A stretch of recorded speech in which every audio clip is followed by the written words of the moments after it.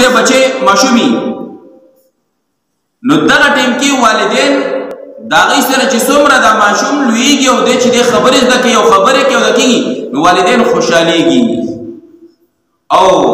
چې کله خبرې کوي نو دی ورته چې د نورم خوشحاله شي او بیا چې کله پلار دغه حالت ته ورسي ځکه چې الله فرمایي عقل کمزوري شي د یو څیز به بار بار تپوس کوي نو بیا بچی په دویم ځل خبره نشي برداشت کولی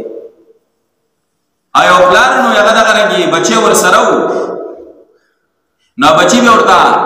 داسې کارغه په دیوال ناست نو بچی به ورته وی بابا دا څه شی دی نو هغه پلار به ورته وی دا کارغه دی بچی هغه به بیا تپوس کوي بابا دا څه شی دی نو هغه به ورته وی بچی دا خو کارغه دی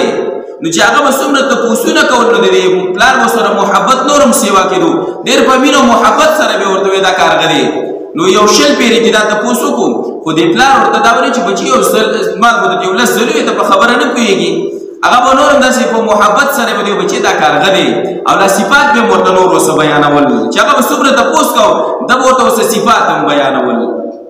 هغه وایي چې لکه دې سیس کې خو څه کما چې دا خبرې ځان سره یاد وساتله نو څه وخت پس چې دا پلار یې داسې کمزوری شو او دغه بچی داسې څه وخت ته ورسېدو نو همدغه شان حالت شو چې ورځ دا پلار یا بیمار دی یا داسې کټ کې پروت دی دا بچی ورسره خوا کې دی نو دغه رنګ یو کارغه کېناستو نو دا پلار یې یو ځل بچی دی دیوال باندې دا څه شی دی ای بابا وایي کارغه دی نو لږ ساعت پس بیا تپوس کوي بچی دی دیوال باندې دا څه شی دی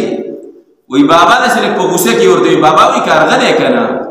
نو چې بیا لږ ساعت داسې تېر شو دی بیا تپوس کوي بچی وایي په دې دیوال باندې دا څه شی دی مړه بابا وایي دماغ دی لاله خراب د څو ځل مې ته خو کارغه دی که نه وایي کارغه پېژنې که نه پېژنې نو چې ښه ورته غوسه شو هغه ورته وایي بچی زه هم پېژنم چې کارغه دی خو دغه رنګې ته زما سره وي که چې ماشوم بچی وي او په دې دیوال دا کارغه کېناستو نو تا زما نه شل پیرې تپوس کړی او ما درله هر پیرې د محبت سره جواب درکړی چې بچی دا کارغه دی او د هغې نور صفات به مې هم درته بیانول او تا زما خبره صرف 3 پیرې برداشت نه کړه په درېیم ځل دې راته وویې درېیم ځل مې درنه تپوس وکړو نو څومره سپورې ستغې دې راته وویې نو